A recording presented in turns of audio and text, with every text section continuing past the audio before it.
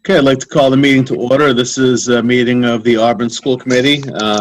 Bear with us as we continue to work remotely here. I will just do an attendance for those who may be listening at home. So, Dr. Brunel, Here. Mrs. Harrington, Here. Mrs. Kaufman, Here, sorry about that. I'm Dr. on mute. McCrillis, Here. Mrs. Holloway, Yes. Dr. Chamberlain, Here. Mrs. Worsbicky, Here. and Mrs. Zotner. I'm here. She's Oh, here. We're all here. All right. So we do have a special recognition this afternoon. We do. It is, thank you, Mr. Chair. It's with great sadness that I share with you that a longtime Auburn High School teacher, Mr. William J. Shillelagh, passed away just yesterday. Bill served as an industrial arts teacher, a driver education teacher, a computer science teacher, and department head at Auburn High from 1964 to 1998, retiring after 34 years in the Auburn Public Schools. Along with Art Brunel, Bill was very influential in bringing a branch of Bay State Savings Bank to Auburn High School in the mid-1980s. He was also very active in the Auburn Teachers Association. Bill leaves behind his wife, his daughter, and his son. So I would ask that we join in a moment of silence in Mr. Shillelagh's memory.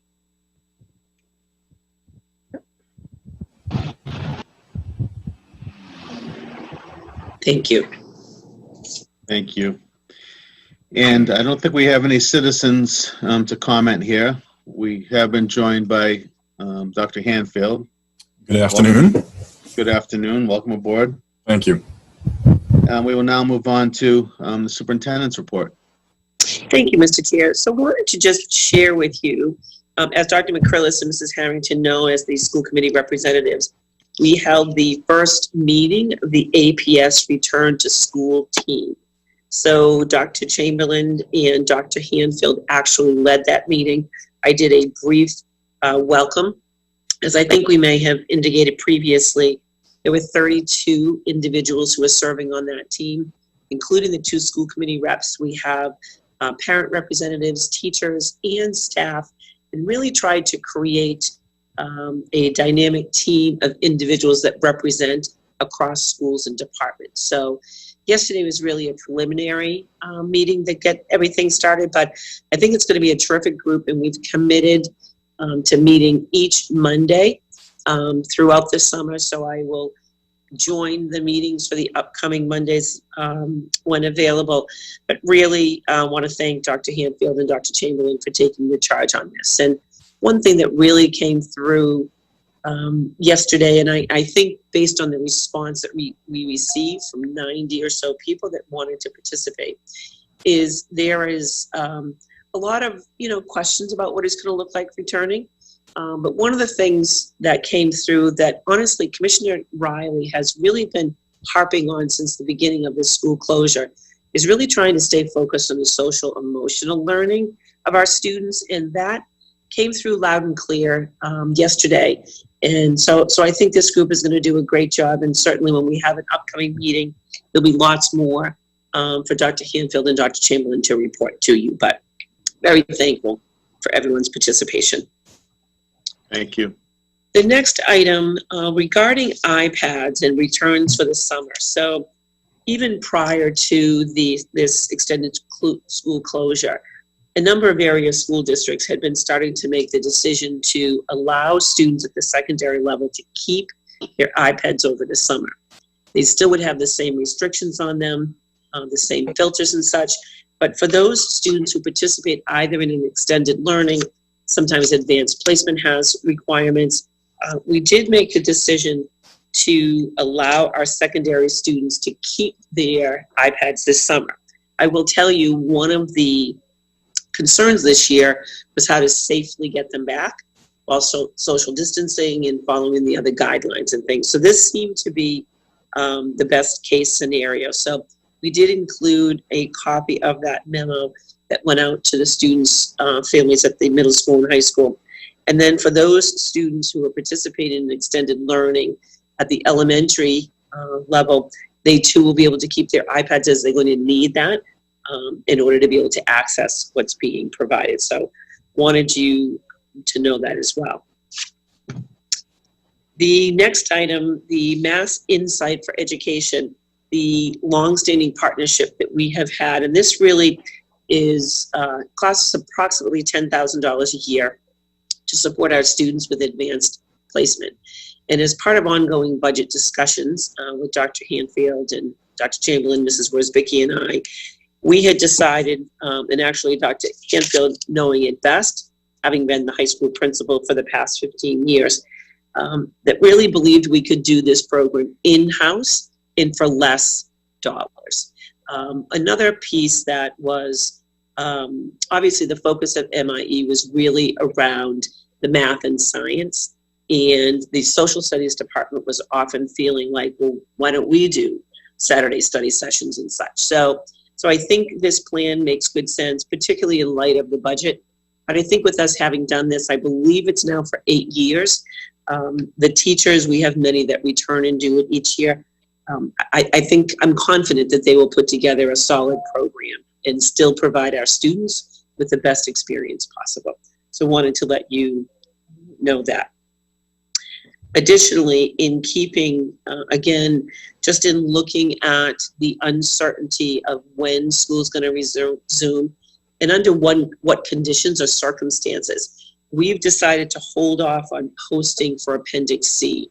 So those are the supplemental, so it could be department heads, athletic coaches, leaders of different clubs and organizations, and even the class officers. So this was after a few discussions with Dr. Chamberlain and Dr. Hanfield and I. And just with the uncertainty, it seemed to make sense. Let's wait until we have further guidance, and those can certainly be posted come the summer or whenever that guidance does come. And then finally, under my superintendent's report is the approval of the 2 contingency plans. So as you know, and truly with just tremendous pride in the sacrifice, or potential sacrifice, that our APS team members were willing to take. I'm sure that you, like me, have been watching the news of late and the number of communities that are being announced almost on a daily basis of how many have had to do widespread non-renewals for staff based on the uncertainty of the budget. We're not in that situation doing that here in Auburn, and hopefully we're not going to need to do it at all, certainly. But it is my recommendation that you approve with that motion there the contingency plans that are in place. We've worked with the district's attorney to draft up a more official. We have emailed agreements from everybody, something a bit more official, and those actually just went out to our bargaining groups today, and anticipate those will be signed and secured, and I would sign them as your agent. I would entertain that motion. I'll make the motion to approve with sincere thanks to the Auburn Public School team for their support of contingency plans 1 and 2. And I think that's probably enough of the statement. Good enough for me. We have it in writing. It'll be recorded. Okay. Do I have a second? Second. Any discussion on that? Yeah. Okay. Roll call vote. Dr. McCrillis? Yeah. Mrs. Harrington? Yes. Mrs. Holloway? Yes. Mrs. Kaufman? Yes.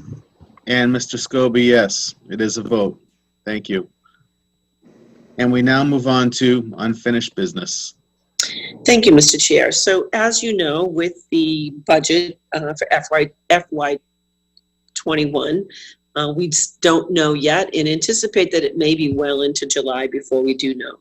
But what we've shared with you is some draft budget reduction scenarios. You've seen this type of format in years past.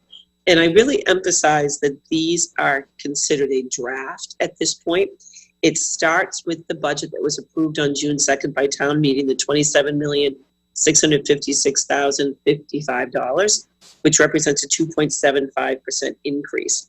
But then by column gets incrementally larger, the decreases that could be made.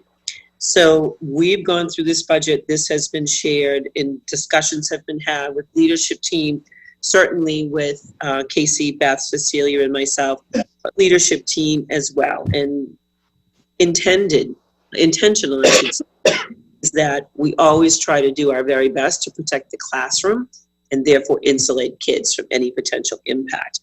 But you can see that the impact of the 3 furlough days, and those in round 1 would require 1, and round 2 would require an additional 2.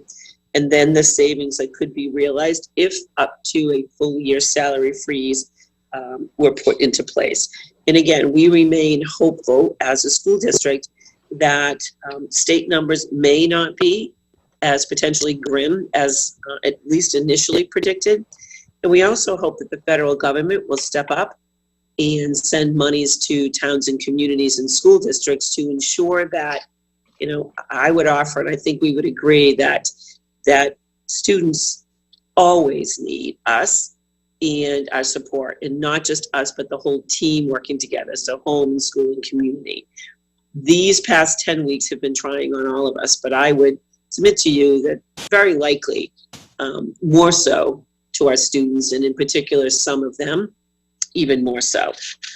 So this just shows the different scenarios that could be undertaken by Dr. Hanfield and Dr. Chamberlain and Mrs. Worsbicky and the team. And as noted in the contingency plan, that once those numbers are known, they would have a meeting with all of the individuals, because we've promised them transparency, and that will certainly take place. Any recommendations, they would then bring them back to school committee for your support and approval. And hopefully many of the items on this list are not needed to be actually put in for cuts. One thing I do want to point out, and you see evidence of some cuts, particularly at, I believe, the high school at Swanson and at the Packagug School. So if you recall, when Auburn Middle School was built, due to the green points that we earned for the construction of that, we had a very large credit on our National Grid bill, somewhere in the tune of about $250,000. Well, since then, we've also been getting credits from the Rutland Solar Project. And now, through Mrs. Worsbicky and Mr. Fahey's efforts, we have solar panels on the roofs of Auburn Middle and Auburn High. So we're hopeful that those credits are going to positively impact those lines. But the credit that is at Auburn Middle School continues to be well over $200,000. So with that, one of the offsets that we're recommending is to use $50,000 of that to transfer $12,500 to it as an offset to the high school, $25,000 as an offset to Swanson Road, and $12,500 as an offset to Packagug. And we feel really comfortable in doing that because there still will be well over $100,000, and I would submit probably close to $200,000 still in a credit, so that you would be able to do this similar amounts in FY22, because I think all of us realize that the economy is not likely, we can remain hopeful, but not likely to fully bounce back for at least for a couple of years. At least that's what the experts tell us. So we're happy to answer any questions that you may have on this. And again, it is a draft, but at least it's got a structure for Dr. Hanfield and his team and all of you to consider when numbers are finally known. Any discussion on that? Yeah, through the chair. I didn't see those documents. Can you have Aileen send those to me again? Yes. Okay. I will do And I agree. I don't have it either. oh, okay. Yeah. That's just me. Right. No, I don't have it either. Maybe what I can suggest through the chair is that we'll add this to the agenda for next week. And that way it'll give you some time to review through it and digest it and prepare any questions that you may have. Sounds good. Okay, great. I do have one question about that. The credits that we're offering to the other schools, is that for their energy consumption? Is that the For kind of? electric, yes, exactly. Yep. Okay. Yeah. Thank you. You're welcome. Any other comments on that? I have one more question. It has to do with the freeze on the raises for teachers. Mhm. So did they vote to not have their raises for the year, or did we also put a freeze on their steps? So it wasn't just teachers, just for clarifying. It was all staff members across the Auburn Public Schools. So administrators, custodians, IAs, teachers, ABAs, school secretaries, nurses, everybody agreed to that. And what it would be a complete freeze on their salary. So if an individual made $52,000 in the current school year, he or she would make $52,000 next school year. But that is the maximum potential that it could be. So what we're hoping is, and when we had those multiple conversations and meetings with the different leads of the groups and those on individual contracts, I think it's fair to say that there is far more interest in, or perhaps a better way to say it, it'd be far more palatable to do the furlough days because you don't work and then you don't get paid. So the salary freeze piece, what they've agreed to is up to a full year's salary freeze. It could very well be that only a 50% salary freeze is needed. Hopefully 0 salary freeze is needed. But it's up to a full year, and that's what they've agreed to, yes. Okay. Thank you. Any other comments? Anything else under new business? Okay. We now move on to teaching and learning. Dr. Chamberlain.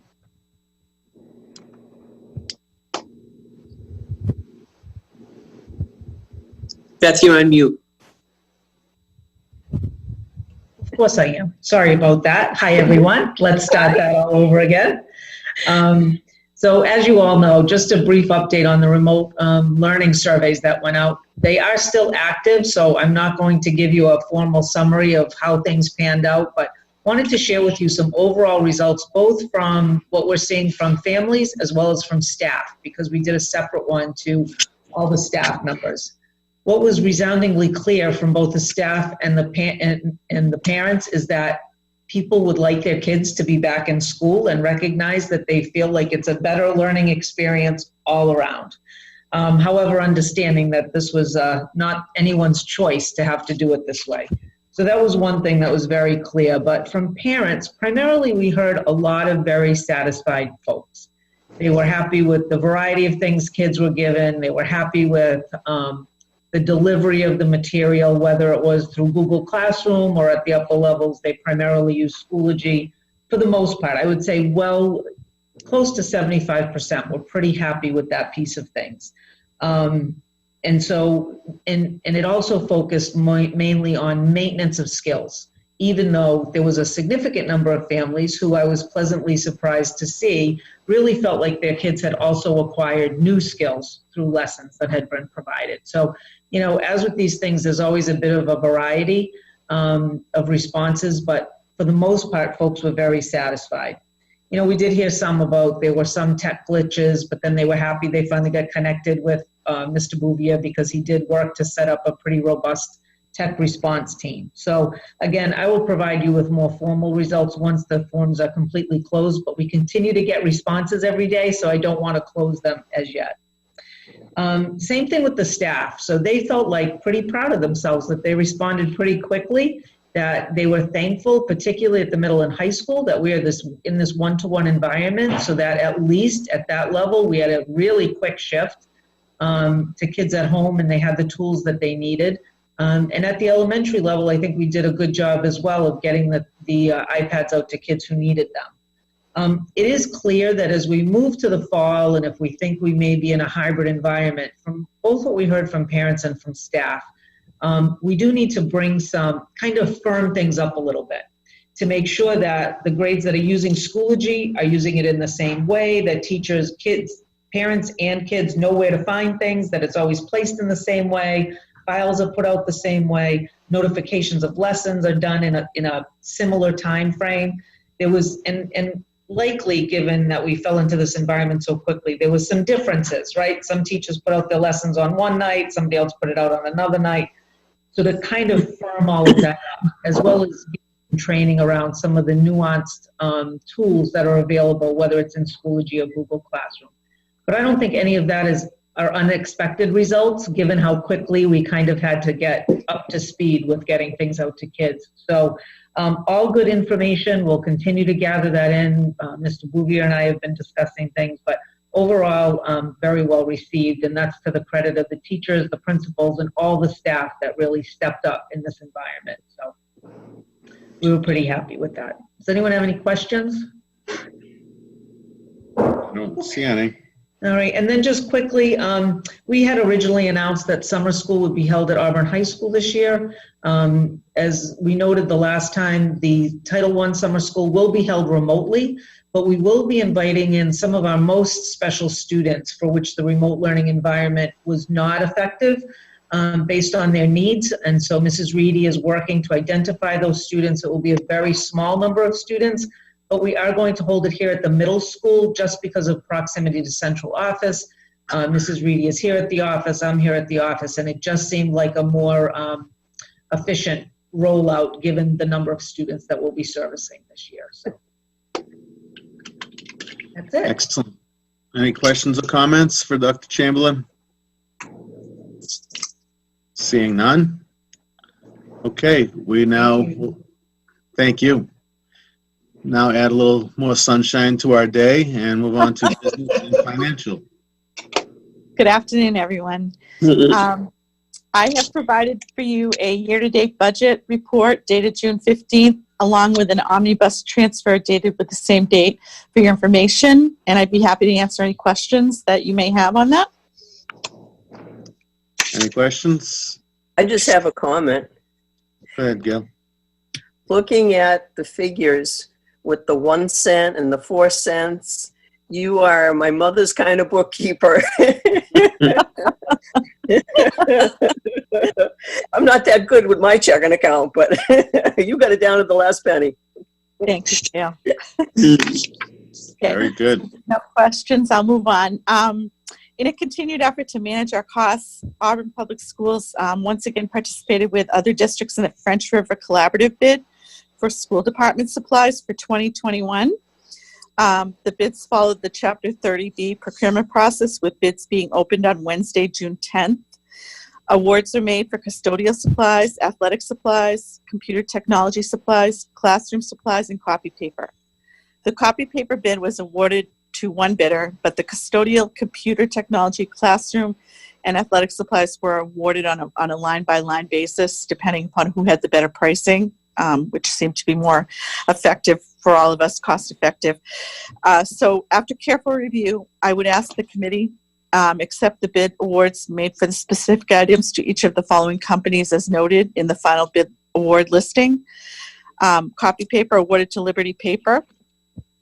Computer technology supplies awards to Standard Stationery, Treehouse, and WB Mason.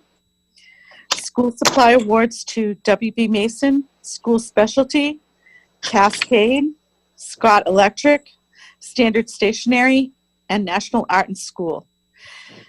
And athletic supply awards to BSN Sports, Gibney Sporting Goods, Masterman's, Mobile Sports Promotions, Pyramid, SNS Worldwide, Sportsman's, and Stadium Systems.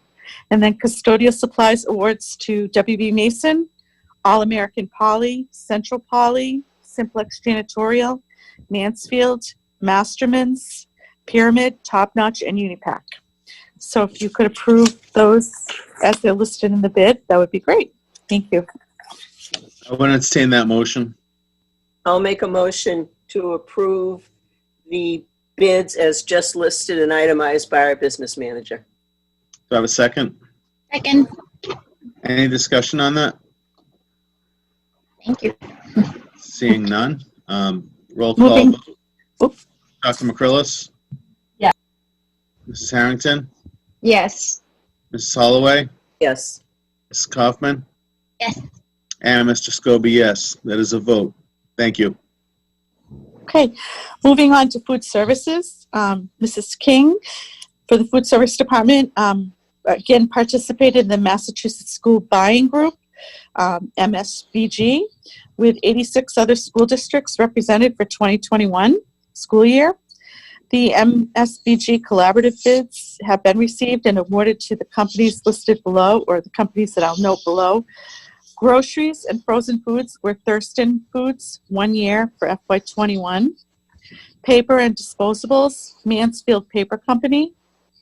Bread and bakery, Duva Distributors. Milk and dairy products, New England Ice Cream.